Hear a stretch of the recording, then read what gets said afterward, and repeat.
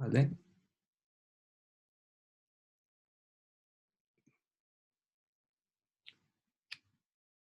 Vale. Bienvenidos a este nuevo Interaxo Talks.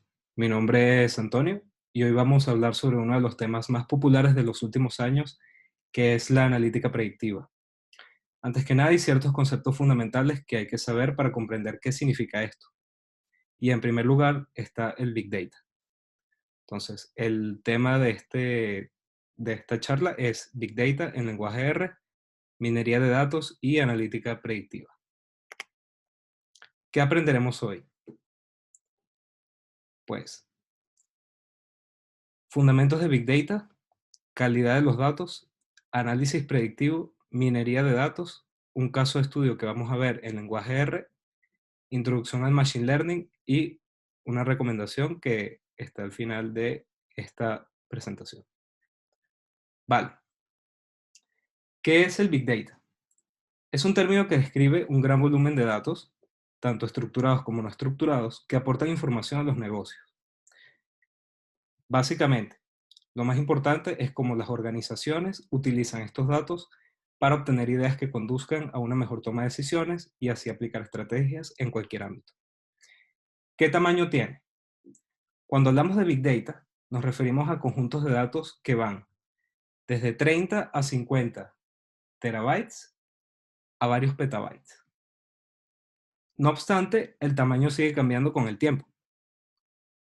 ¿De dónde se obtiene esta data? Pues la recopilación de grandes cantidades de datos y la búsqueda de tendencias son una fuente de datos. Esto permite que las empresas se muevan mucho más rápido para solucionar problemas. Por ejemplo, a partir de logs de una web, registros en bases de datos, identificación por radiofrecuencia, sensores, vehículos automatizados, búsquedas en Internet, redes sociales, dispositivos GPS, banca, etc. Por lo tanto, a partir de estas fuentes se obtienen grandes cantidades de datos que son analizados por las organizaciones y así identificar nuevas oportunidades. Existen grandes tecnologías de datos como Hadoop, que permite realizar análisis en la nube y además permite almacenar grandes cantidades de datos e identificar nuevas fuentes de datos. ¿Qué se obtiene a través del Big Data? Vale. Una vez que se realiza todo el proceso de procesamiento, cuando se obtiene la información, llega data estructurada y no estructurada, se preparan los datos, se clasifican los datos, se realiza un análisis de los datos, se depuran, por supuesto, y lo que se obtiene son nuevos productos y servicios que a través del análisis, al medir las necesidades de los clientes y su satisfacción, más empresas están creando nuevos productos y servicios para satisfacer las necesidades de los clientes.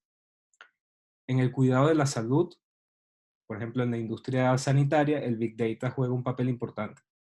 ¿Por qué? Porque a partir de los registros de los pacientes, los planes de salud, la información de seguros y otros tipos de información son clave una vez que se aplican las analíticas sobre los datos.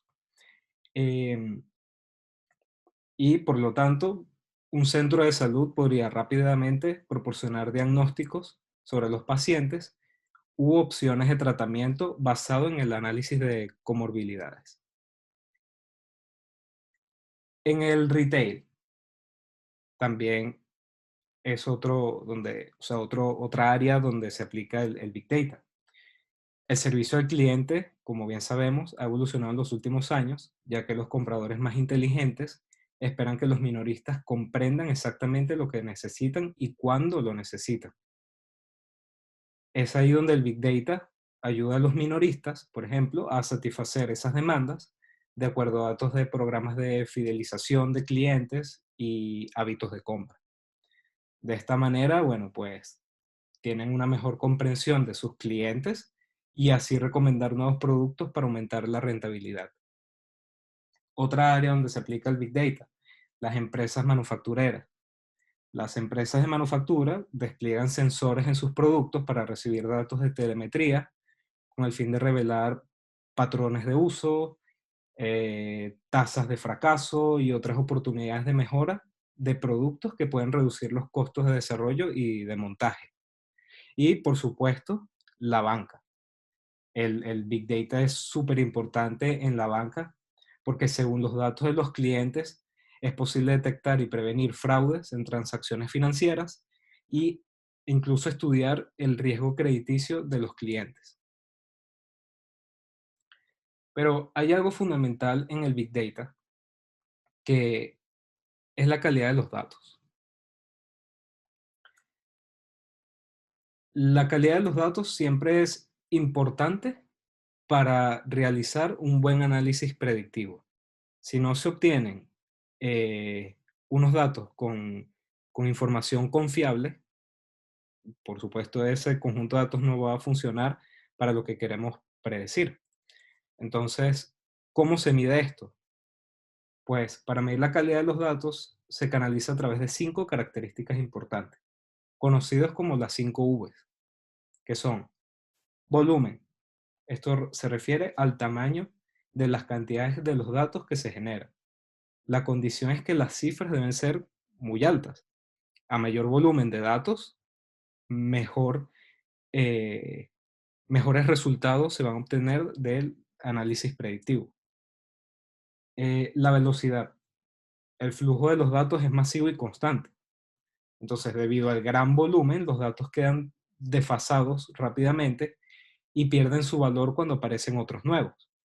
Por lo tanto, la velocidad para recopilarlos, almacenarlos y procesarlos es fundamental.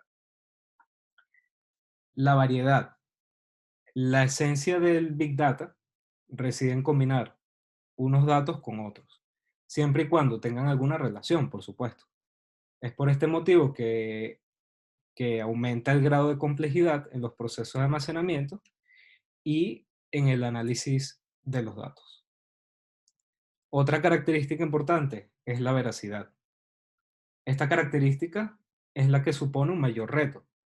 Por el gran volumen de datos y la variedad, esto provoca que muchos de ellos lleguen incompletos o incorrectos, por lo cual estos deben ser depurados y analizados antes de ser procesados. Y finalmente, el valor. El valor es otra de las características y es obviamente la más relevante porque siempre nos debemos preguntar, ¿qué valor tendrán los datos? ¿Existe alguna oportunidad de sacar el máximo partido a los datos? ¿Se obtendrá alguna ventaja competitiva? ¿Se podría aumentar la relación con el público, por ejemplo? Pues estas características fundamentales son las que determinan la calidad de los datos y posteriormente obtener un análisis correcto de la información procesada para cumplir un objetivo en concreto. Ahora bien, ¿qué es el análisis predictivo? El análisis predictivo se refiere a un conjunto de procesos en los que se aplican diferentes técnicas computacionales utilizando estadísticas con el objetivo de realizar predicciones sobre el futuro. ¿En qué nos basamos para realizar estas predicciones? Pues en datos históricos. Para esto se aplican algunas técnicas, entre las cuales incluyen la distribución lineal, la distribución no lineal. Bueno, para hablar un poco sobre la distribución lineal, eso es un modelo matemático usado para aproximar la relación de dependencia entre una variable con respecto a otras. A ver, si tenemos un conjunto de datos, tenemos diferentes variables. Entonces, si sobre una variable, de qué depende esa variable para que se obtengan las predicciones correctas, es decir, de quién depende. Entonces, la distribución lineal justamente es lo que hace aproximar esa relación de dependencia entre una variable con respecto a otra.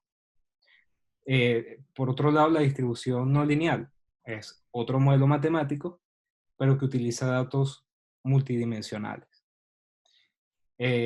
Antonio, disculpa, perdón, es que hay gente esperando entrar en la sala de reunión, disculpa. Si los puedes aceptar, perdón. Bueno, admitir todo. No me di cuenta. Vale. Gracias. Vale. Ok, árboles de decisión. Esto es otro modelo que se utiliza y es justamente, se basa en condicionales sobre ocurrencia de eventos. Las decisiones se toman a través de diferentes caminos. Eso es lo que hace un árbol de decisión. Es decir, tienes un conjunto de nodos y basado en condiciones se toma la ruta óptima para llegar al resultado. Eso sobre la ocurrencia de eventos. Otro es las redes neuronales.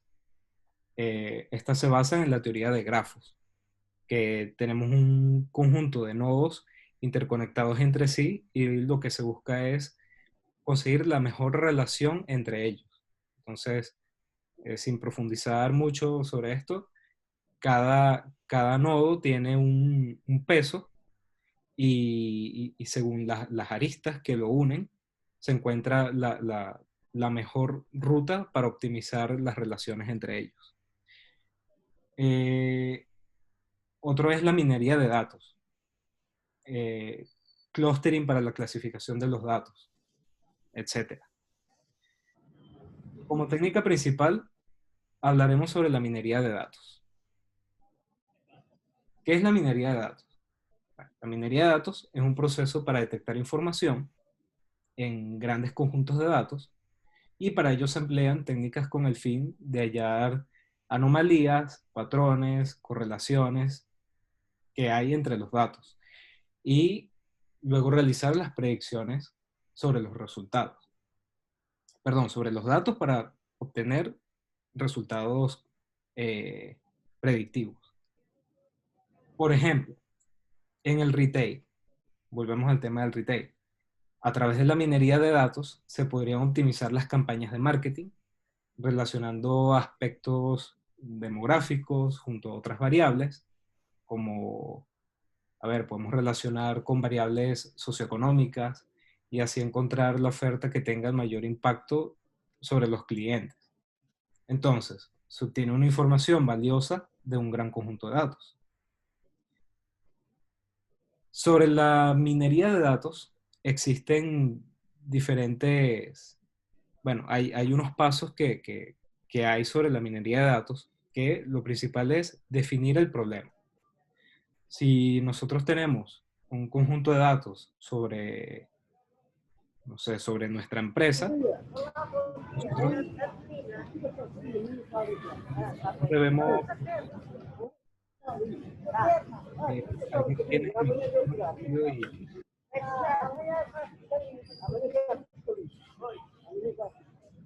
Will, creo que eres tú, el que tienes un... sí, vale. Voy, perdón. Vale. Definir el problema. O sea, justamente qué es lo que se quiere, cuál es nuestro objetivo sobre los datos. Si yo tengo un conjunto de datos, ¿qué es lo que quiero hacer con ellos? O sea, ¿cuál es mi objetivo central? Ese es el primer paso.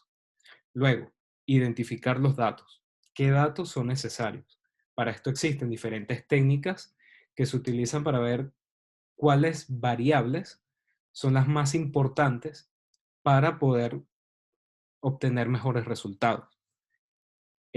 Preparar los datos, porque necesitamos analizar la estructura que tienen, si están estructurados, si no están estructurados, si hay datos faltantes. Entonces, eso es uno de los aspectos más importantes que es preparar los datos.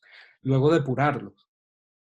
Una vez analizado la estructura de nuestros datos, hay que depurarlos de la forma correcta para no obtener, por ejemplo, sobreajuste en los resultados o, a ver, si tenemos datos faltantes, obviamente no vamos a tener un resultado óptimo en nuestras predicciones. Luego están los modelos, que como comenté hace un rato, existen varios modelos matemáticos que se aplican para realizar las predicciones, como la regresión lineal, árboles de decisión, y finalmente entrenar nuestros modelos, que eso es un proceso iterativo que, que se realiza sobre los datos aplicando los algoritmos que existen y luego realizar el análisis sobre el resultado de predicción para saber si nuestro modelo funciona o no funciona. Vale. Pero, ¿cómo se realiza esto? A ver, por ejemplo, a nivel de programación existe la metodología Scrum. Entonces, Scrum es una metodología ágil, como bien sabemos, que trabajamos con ella día a día. Se definen sprints en los que se van realizando, o sea, se va desengranando un conjunto de tareas que tenemos. Entonces, para la minería de datos también existen algunas metodologías, como por ejemplo la KDD, el CRISP-DM y el SEMA. Uno de los más importantes, o más bien el que más se utiliza, es el CRISP-DM. Ese es en el que nos vamos a enfocar. Entonces, la metodología de CRISP-DM se aplica a entornos de negocios, por eso es que es la más utilizada.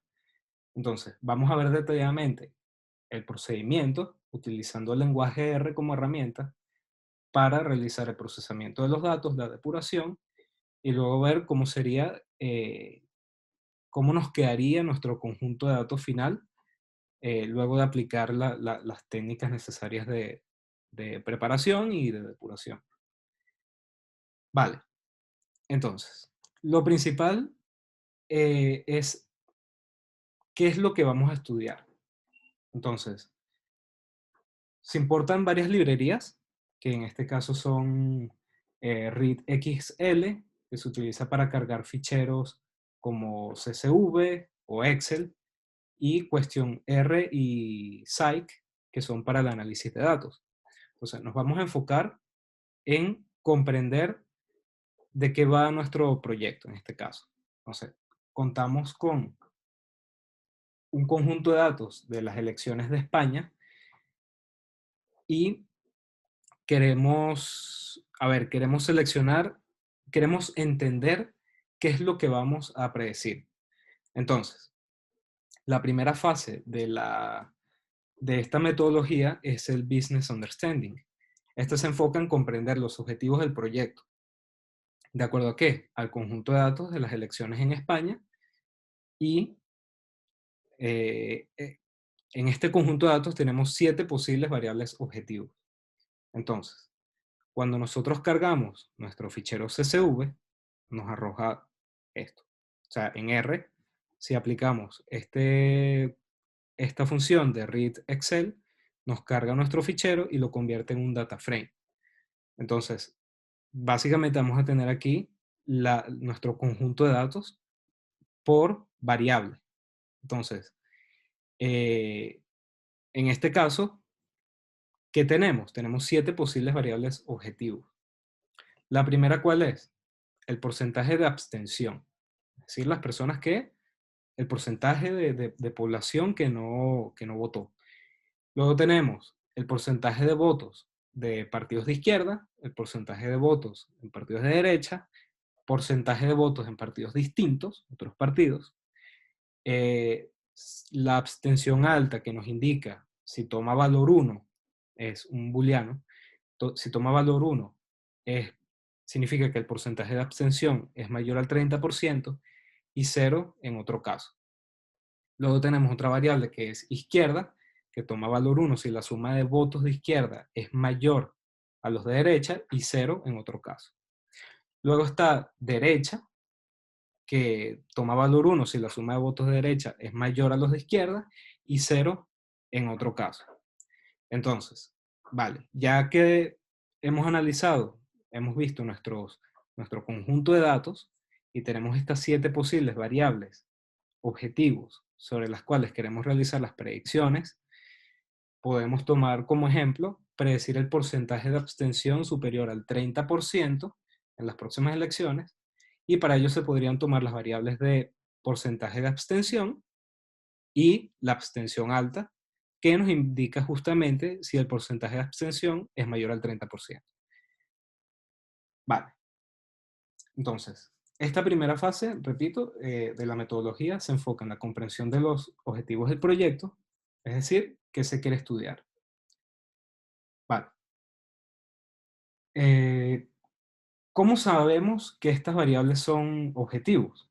Bueno, porque son las que se pueden predecir. Es decir, si vemos bien nuestro conjunto de datos, nosotros no podríamos predecir el código de provincia, por ejemplo, o la edad, estas variables de los que votaron menores de 19, porcentaje de personas menores de 19. O sea, tenemos que basarnos en qué es lo que tenemos, cuáles son nuestras variables que nos pueden ayudar a predecir estas abstenciones. El total de censo, por ejemplo, no. O sea, son datos descriptivos que en algún momento se recopilaron sobre la población. Vale. Ahora bien, una vez que definimos nuestro objetivo, entramos en la siguiente fase, que es el Data Understanding. La fase de Data Understanding permite familiarizarse con los datos para detectar ¿qué? Relaciones, anomalías y tendencias. A ver, nosotros nos puede llegar un conjunto de datos como este y no sabemos a ciencia cierta qué es lo que tiene. Entonces no vamos a estar revisando fila por fila, columna por columna, a ver qué es lo que falta, cuál es la estructura que tiene. Entonces para eso vamos a utilizar diferentes herramientas que tiene el lenguaje R para familiarizarnos con estos datos y detectar esas relaciones, anomalías y tendencias. Entonces, el primer paso es la exploración de los datos. La exploración de los datos nos permite saber si existe algún problema con los mismos. Entonces, para ello es necesario comprobar que si la tipología de las variables es correcta, analizar el número de datos faltantes, comprobar las categorías de las variables cualitativas. A ver, en nuestro conjunto de datos nos pueden llegar datos cualitativos, es decir, que no son numéricos, y datos cuantitativos. Entonces, cuando son cualitativos, estos pueden ser a su vez categóricos. En nuestro conjunto de datos, por ejemplo, tenemos una variable em, que es esta, actividad principal, y esto nos define la actividad principal que se realiza en este caso en estas provincias. Entonces, obviamente, ¿qué es lo que nos dice esta variable? La categoría en la que está. Entonces, bueno, esto me imagino que cuando realizaron la recopilación de los datos, no sabían a ciencia cierta cuál es el rubro, o sea, cuál es la actividad principal que se realiza en esa provincia y lo definieron como otro. Entonces, por ejemplo, esta otra provincia está en el comercio y hostelería, que es la actividad principal. Hay otros que es servicio, industria, que está por ahí. Y, bueno, obviamente es una variable categórica, porque podríamos agrupar nuestra data según estas categorías. Entonces, bueno, lo principal, como repito, es la exploración de los datos. Comprobar también los límites de las variables cuantitativas. Eso es otro de los pasos que se realiza en la exploración de los datos, perdón, en el Data Understanding. Y analizar la posible existencia de datos atípicos. O sea, por ejemplo, en nuestro conjunto de datos nos pueden llegar signos de interrogación. Entonces, eso es data que o bien se elimina o se recategoriza. Entonces, porque un signo de interrogación en nuestros datos es como, eso no nos dice nada, no tiene valor. Entonces, vale. ¿Cuál es el primer paso aquí en lenguaje R? vamos a aplicar esta función que es supply. Esta función lo que hace es tomar una lista, un vector o un data frame. En este caso tenemos un data frame. Eso va a ser nuestra entrada y como salida va a retornar otro data frame. Pero, por supuesto, esta función lo que nos permite es realizar operaciones sobre nuestra estructura. Entonces, en este caso, nuestra entrada es un data frame, repito. ¿Qué le vamos a aplicar? Le vamos a aplicar una función que es filter, que lo que hace es buscar por fila y retorna un valor true o false si se cumple la condición. Luego, el length, como bien conocemos, nos da el tamaño y con unique nos va a proporcionar, o sea, nos va a agrupar, nos va a traer solamente los datos, los valores únicos. Entonces, ¿qué es lo que se quiere hacer con esta función? Nos va a contar el número de valores diferentes para las numéricas, para las variables numéricas. Entonces, ¿para qué queremos hacer esto? Para saber si nuestra variable objetivo, que en este caso es la abstención alta, ¿qué es lo que nos trae? Entonces, si realmente, como aquí arriba define, que toma valor 1 si el porcentaje de abstención es mayor al 30% y 0 en otro caso, no tendría sentido si esta variable tuviese un 2, porque el 2 entonces no está cumpliendo con la condición de 0 o 1. Entonces, se aplica esta función para ver si es correcta la definición de esa variable. En este caso, evidentemente es correcta, tiene 2, pero claro, tampoco sé si eso es verídico o no, si tiene ceros y 1. O sea, puede tener 1 y 2. Y al final no me va a servir esa variable y no va a poder realizar predicciones sobre ella. Entonces, ¿qué se hace? Se comprueba la tipología de las variables. La función str lo que hace es comprobar si la tipología de las variables es correcta. Entonces, nos damos cuenta que aplicar el comando sobre datos elecciones, que es nuestro data frame, se puede observar que la variable abstención alta es cualitativa. ¿Por qué es cualitativa? Bueno, porque nos está dando dos tipos de valores, ceros o 1. Entonces, está representada con caracteres numéricos, en este caso. Luego se observa que esta variable solo toma valores de 0 o 1, porque nos dice aquí valores de 0 o 1. Y esto, aunado al anterior, que es el cuenta distintos, me da 2. Entonces es correcto, tiene valores 0 o 1. Luego, ¿qué tenemos? Se observa que esta variable, además, la abstención alta, es dicotómica, es decir, es binaria, solo puede tomar valores de 0 o 1. Asimismo, se observa que las variables actividad principal y densidad son de tipo dato char, es decir, carácter. Entonces, ya sabemos que estas dos son variables categóricas. Entonces, obviamente estas tres variables hay que tratarlas, porque además de la tipología, tenemos que realizar procesos sobre ellas para poder obtener la tipología correcta y que nuestro modelo matemático pueda funcionar correctamente.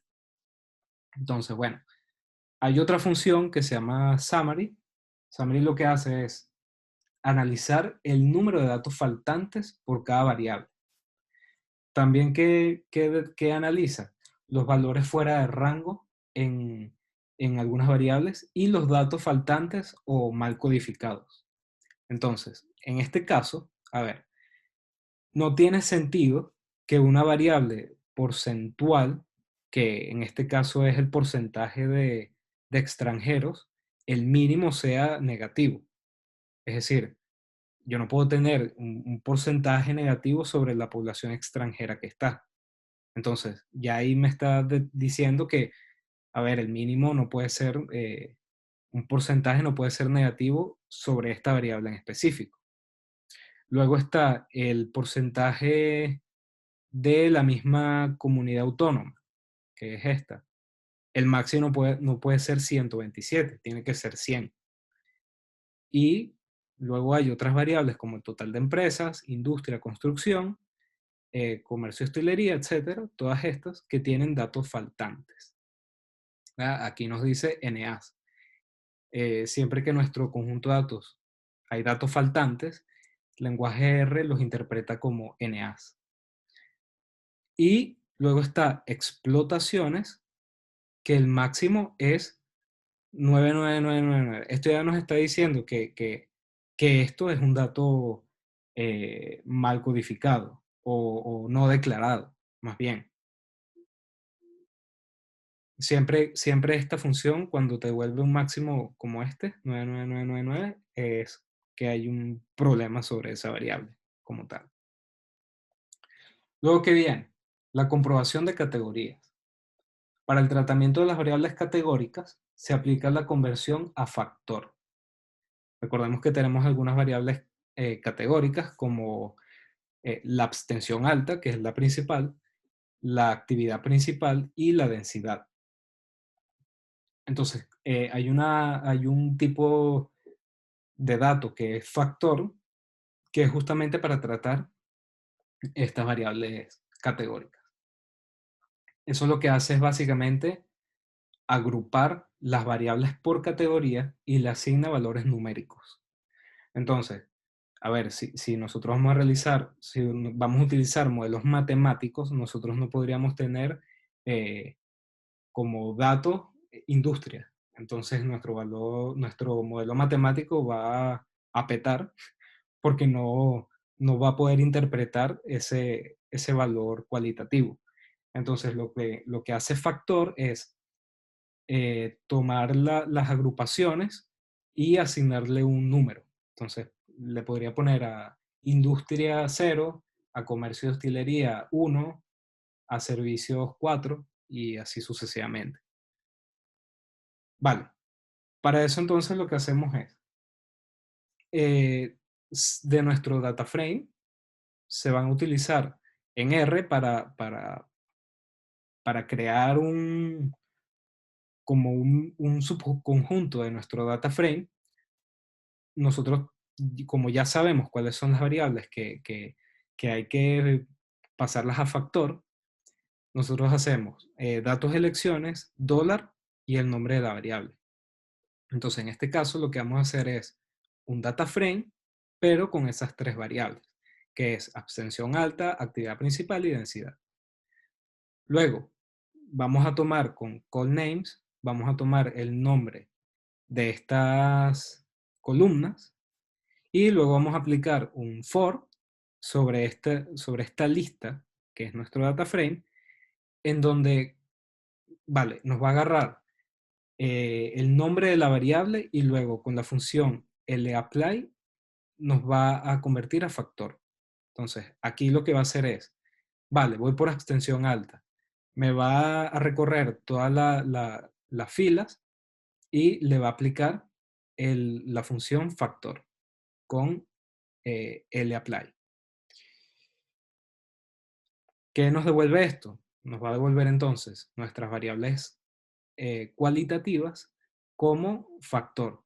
Entonces, si vemos aquí, el factor ya nos está diciendo que hay dos niveles, 0 o 1. Y el resultado es 0 y 1. Bueno, en este caso, lo que hace es 1 y 2, porque el 0 no lo va a interpretar en el modelo matemático, o sea, tiene que ser un valor mayor a 0. Luego está la actividad principal, tiene 5 niveles. Comercio, hostelería, industria, otros servicios y no me acuerdo cuál era el otro.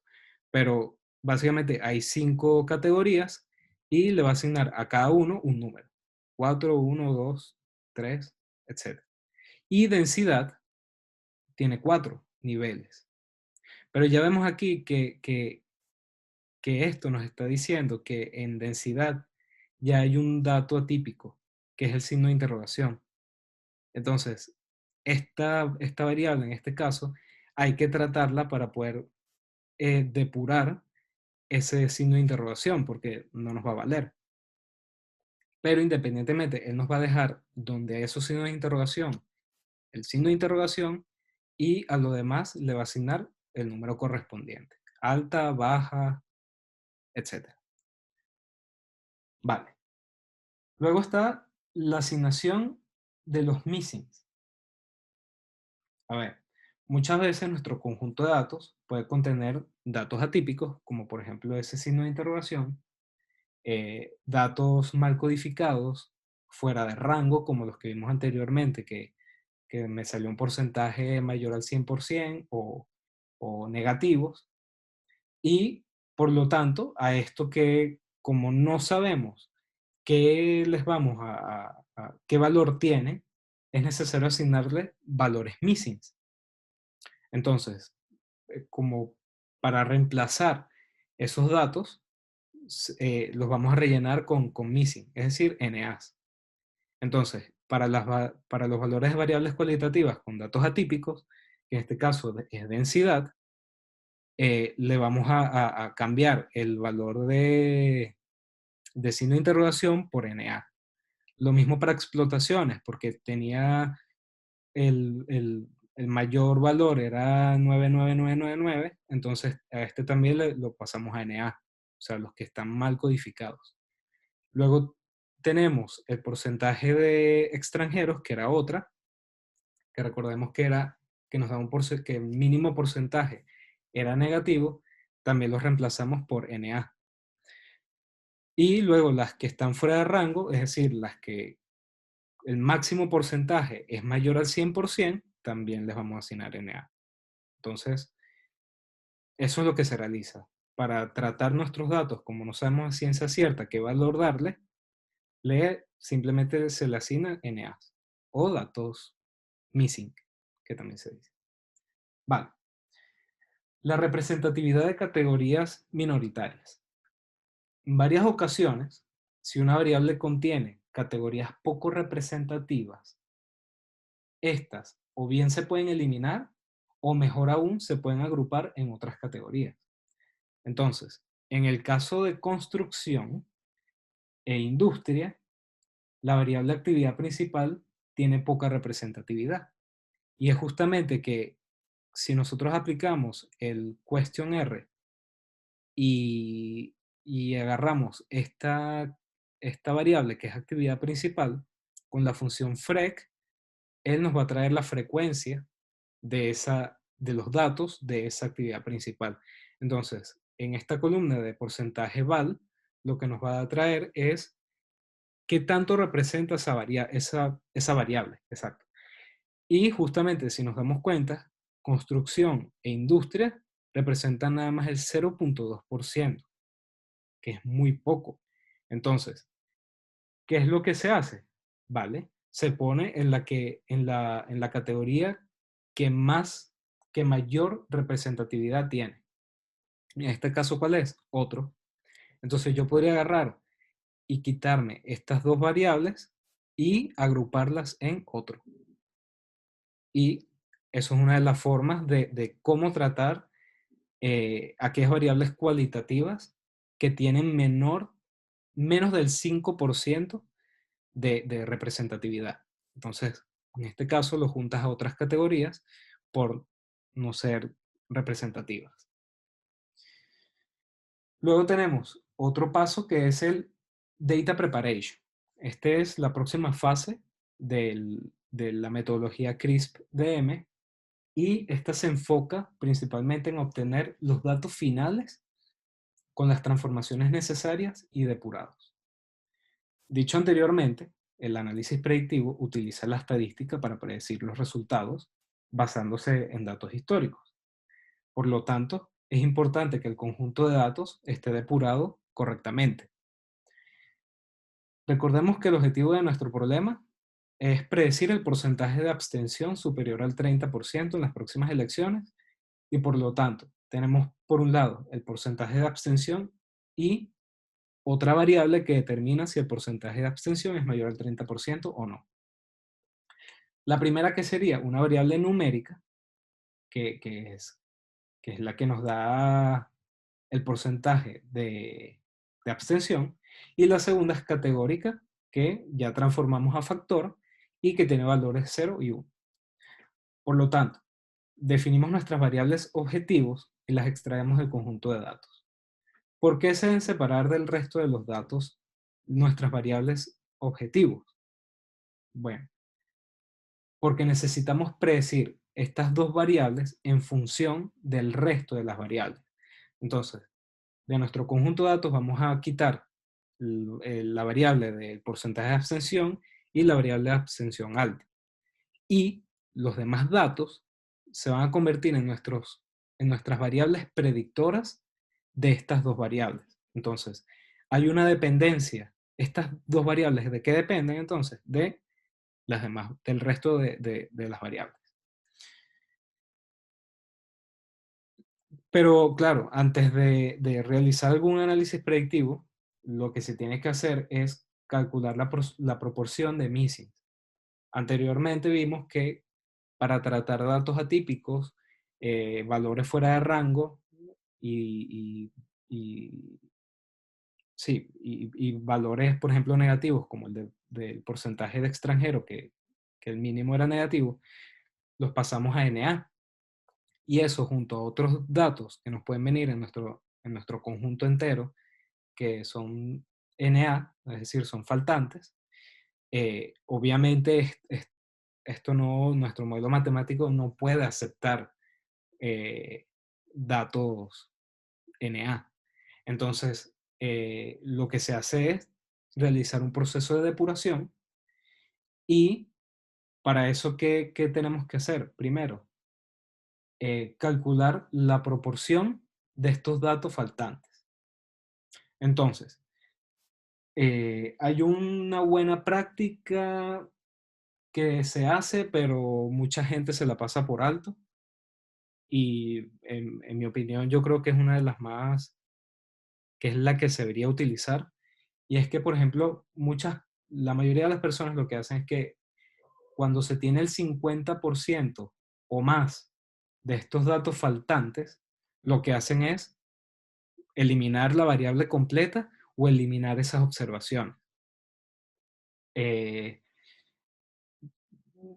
a ver, no tiene sentido eliminar data porque, a ver, tú puedes tener información muy importante sobre esas variables y no puedes llegar así que, bueno, tiene más del 50%, me la cargo. O sea, no puede ser así. Entonces, lo más recomendable es aplicar alguna técnica estadística sobre estas variables para rellenar esos espacios vacíos. Eh, a ver, los data scientists también utilizan modelos de predicción como regresión lineal, que es la más sencilla. Bueno, también dependiendo del conjunto de datos o de lo que se quiera predecir, utilizan algún modelo predictivo para rellenar esos espacios faltantes. Entonces lo que hacen es tomar una variable cualquiera, bueno, la que tiene datos faltantes, la utilizan como variable a predecir y con el resto de datos predicen esa variable. Y luego los espacios faltantes los rellenan con los resultados de la predicción. Eso es una muy buena práctica. Pero bueno, en este caso, los modelos predictivos toman hasta horas o días, dependiendo también de la capacidad del ordenador, en realizar las predicciones. Entonces, bueno, como es una charla corta, no vamos a lanzar un modelo predictivo y tardar horas ahí a ver qué sale. Entonces, una de las técnicas más rápidas es eh, realizar, eh, emplear técnicas estadísticas sobre estos datos. Entonces, bueno, lo primero sería ver la proporción de los datos faltantes. En este caso, se va a utilizar la función apply, que lo que nos va a hacer es agregar una columna nueva a nuestro conjunto de datos que se va a llamar prop missings. Entonces, al final de nuestro data frame va a haber una columna que nos va a dar la proporción de missings. ¿Para esto qué se hace? Bueno, se va a buscar todas las observaciones que son NA, que es con esta función isNA de la librería questionR, Y por fila, aquí tú le indicas con el 1, le indicas que tiene que ser por fila y le vas a aplicar la media. Entonces, lo que va a hacer esto es que de esa columna, él va a agarrar los datos que no son faltantes, va a sacar la media y va a rellenar los espacios vacíos con la media. También se puede utilizar la desviación estándar, por ejemplo, o alguna otra técnica. En el caso de las variables cuantitativas utilizas la media o la desviación estándar. Para las cualitativas se utiliza la moda. A ver, porque tú no puedes, si tú tienes, recordemos que las variables cualitativas son 0, 1, 2, 3, 4, y eso significa que hay 4 categorías. O, por ejemplo, nuestra variable objetivo, que es la de abstención alta, tiene 0 o 1.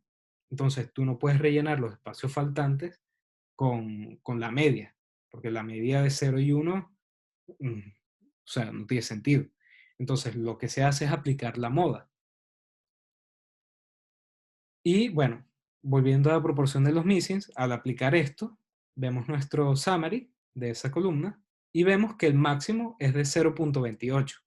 Entonces, vale, en este caso, un data scientist puede llegar y decir, bueno, es menos del 0.50, entonces no me voy a eliminar esa columna. O, bueno, es menos del 50%, entonces voy a aplicar alguna de estas técnicas eh, estadísticas básicas para rellenar esos espacios vacíos. Si, por ejemplo, un verdadero data scientist, si ve que hay 50% o más, aplica alguna técnica de predicción y rellena esos espacios. Bueno, otro de las técnicas estadísticas que se puede utilizar para rellenar esos espacios vacíos es con un valor random. O sea, si yo tengo un rango del 0 al 100, yo agarro un número random entre eso y voy rellenando los espacios vacíos. Esa también es una técnica muy buena. Claro, cuando se tiene muy por debajo del 50%. En este caso, por ejemplo, podemos utilizar sin problema la función de random, porque tenemos un 0.28. Entonces no afectaría tanto a nuestro conjunto de datos. Para eso, bueno, hay una función que recibe por parámetro el tipo de técnica que se quiere utilizar. En este caso es la media, si no la mediana o si no aleatorio, y realiza la función correspondiente. Luego está, bueno, para la imputación de las variables cualitativas o categóricas, se utiliza la moda o también se puede utilizar un número random. Entonces, un número random entre el 0 y el 1, valor entero, puedes rellenar esos espacios vacíos con 0 o 1, independientemente. Entonces, bueno, para imputar todas las variables cuantitativas, lo que hacemos es pasar columna por columna, que son nuestras variables, a un vector, y con la función de supply le vamos a asignar un valor a eso. Entonces, esto lo que hace es simplemente utilizar la función de arriba de imputación quant, que es esta, que va a recibir el dato, que es nuestro valor X, y el tipo. Entonces, en este caso, aleatorio. Entonces, vale, él revisa la columna, fila por fila. Ah, me encuentro un dato faltante aquí. Vale. Entonces voy a realizar la imputación cuantitativa, en donde voy a recibir este valor, que es NA, y le voy a asignar un número aleatorio. Y luego esta función lo que hace es aplicárselo a nuestro conjunto de datos. Igualmente pasa con la moda, con las variables cualitativas. Para la variable densidad, que es la única que tenía NAs, porque lo vimos anteriormente, le vamos a aplicar la moda. La moda es el valor que más se repite. Entonces, por ejemplo, si se repite mucho la categoría 4, a esos datos faltantes les va a asignar 4. Entonces, por eso es que se realiza la moda. O también puede ser un valor aleatorio. un valor aleatorio entre el 0 y el 4, puedo utilizar 1, 2, 3, 4. Pero como son muy pocos datos faltantes, no es necesario realizar tanto hincapié en esto. Luego, si revisamos nuestras variables, vemos aquí que total de empresas, industria y construcción, que eran nuestras variables categóricas, ya no tienen, ya no son char, sino que son categóricas, y tenemos aquí el número máximo por ejemplo, total de empresas, las industrias, la construcción, no tienen NAs tampoco, que era uno de lo que vimos anteriormente, que estas variables tenían eso. La superficie, por ejemplo, también tenía NAs, la población que cambia, las personas por inmueble, explotaciones, etc. Entonces, ya con esta función de summary, no nos aparece datos faltantes aquí. Y, bueno, el Machine Learning.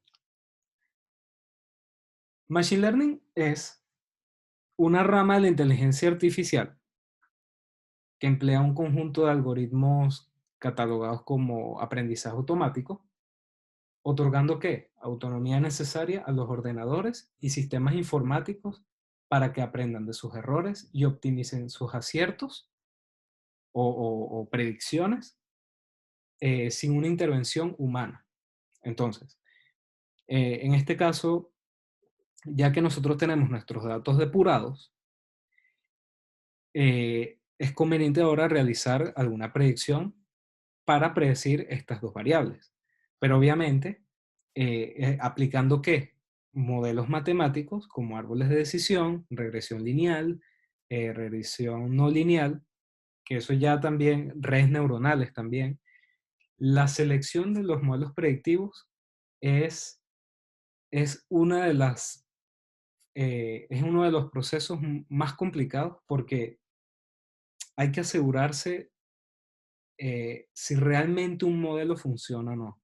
Entonces, para eso lo más conveniente es utilizar la mayor cantidad de algoritmos posibles, si se cumplen las condiciones para utilizarlo, y ver cuál es el que nos arroja mejores resultados. Pero claro, esos son cuando uno aplica un algoritmo de predictivo, por ejemplo, árboles de decisión, eso es un proceso iterativo que, que va iterando sobre los datos y va realizando predicciones en cada iteración. Entonces, por ejemplo, tú le puedes poner que realice 10 iteraciones y puede ser que la novena iteración te dio un mejor resultado. Entonces, lo conveniente es dejar ahí la función iterando tantas veces sea necesario, y si tú ves que el valor que te está devolviendo es similar al anterior, eh, vale, ese es tu resultado más preciso de ese modelo matemático, de ese algoritmo predictivo, que sí, es un modelo matemático. Pero claro, eso es en el caso de árboles de decisión, pero si tú aplicas redes neuronales, realizas el mismo proceso iterativo, pero aplicando el algoritmo de redes neuronales, eh, te puede dar o bien un resultado similar al de árboles de decisión, o uno mejor, o uno peor. Entonces, eh, por eso es que lo conveniente es aplicar diferentes tipos de algoritmos para ver cuál es el que mejor resultado te dé. Y obviamente eso no lo va a poder hacer un ser humano, de estar ahí ejecutando varias veces el mismo modelo para ver en qué momento le da el mejor resultado. Entonces por eso es que se llama aprendizaje automático, porque realiza las iteraciones automáticamente cuantas veces sea necesario. Y claro, tú le pones algunas condiciones para que pare en algún momento, o sí, o sea, pones una semilla para que inicien con alguna semilla y le pones una condición de parada. Eso es una explicación superficial sobre cómo se realiza el proceso de la analítica predictiva en este caso. Entonces, bueno,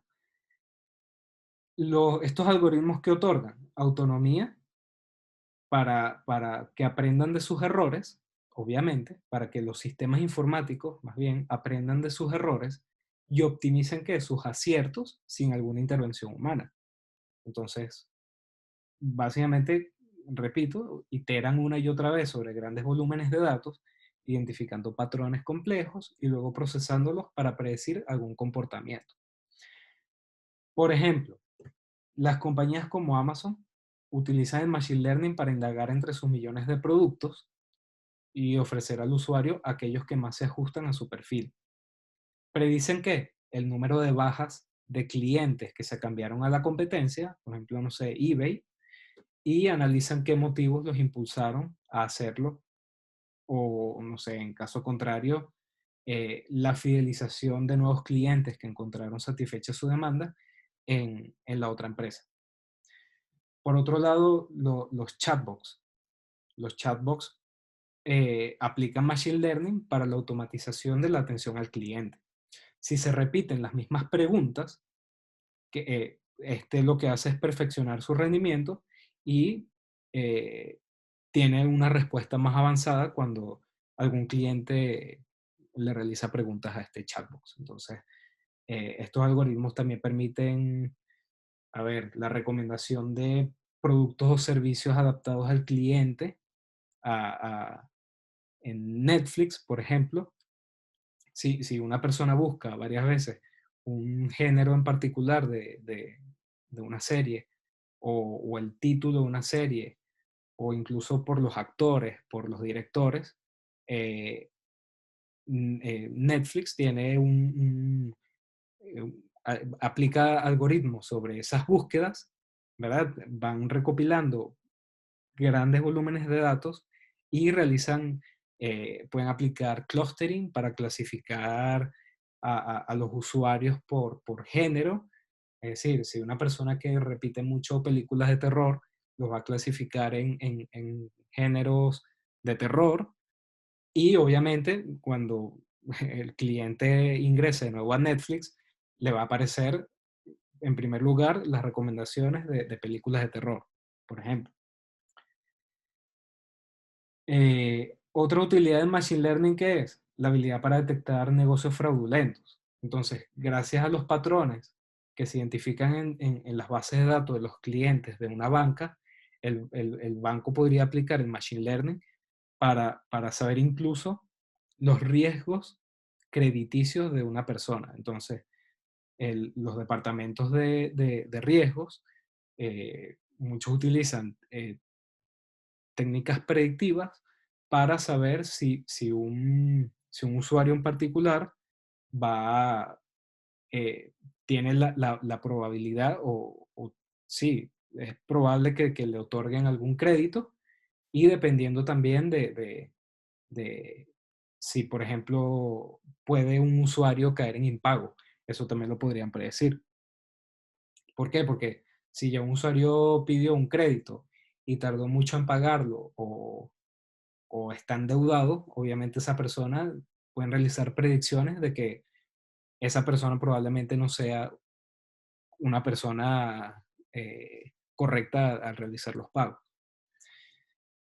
Existen también tipos de Machine Learning que se clasifican por supervisado, no supervisado y por esfuerzo. Y los supervisados son los clásicos, que son las regresiones lineales, que para eso se realizan predicciones de la bolsa. La clasificación, por ejemplo, Netflix utiliza clasificación para, para clasificar a sus usuarios por país, por ejemplo, o detectar spam en algún correo. Por otro lado están los no supervisados, que son el reconocimiento de patrones a través de clustering, los autocodificadores, que es para las imágenes, para el reconocimiento de imágenes, por refuerzo, que ya en este caso son como los coches autónomos o en los juegos, en ese caso. Y bueno, para finalizar, les dejo una recomendación de una película, es buena, no es excelente, pero es buena, que es Moneyball, y trata sobre cómo un entrenador de béisbol de los Oakland Athletics, para ser preciso, le dio un uso inteligente a los datos.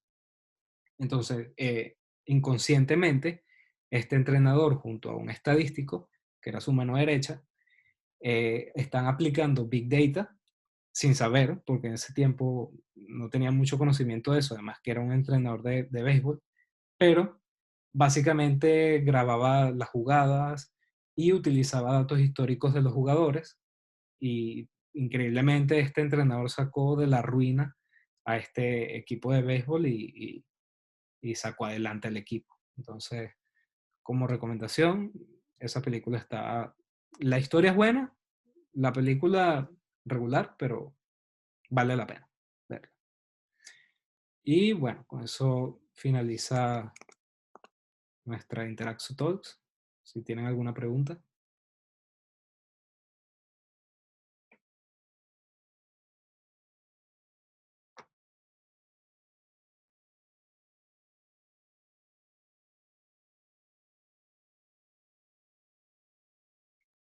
Vale.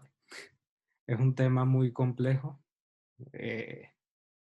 pero si tienen alguna pregunta, preguntar sin miedo o calle para siempre.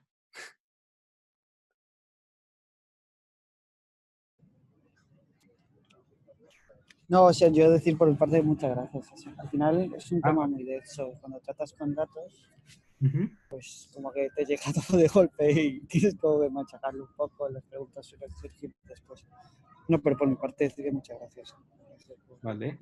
Por si me han hecho esto. Que R tiene mucha tela. Vale. Bueno, De R no sé, lo único que conocía eran las palabritas estas que te las ponen en gordo, las que más en un texto, le pasas un texto y te puedes conseguir que las palabras se vean más grandes a medida que se usen en el texto. Vamos, que es súper potente. Ujú. Vale. Muchas gracias. Bueno, de nada. Pues hasta la próxima. Muchas gracias, Antonio. Vale. Gracias, Adiós. Antonio. Muy guay. Muchas gracias. Chao.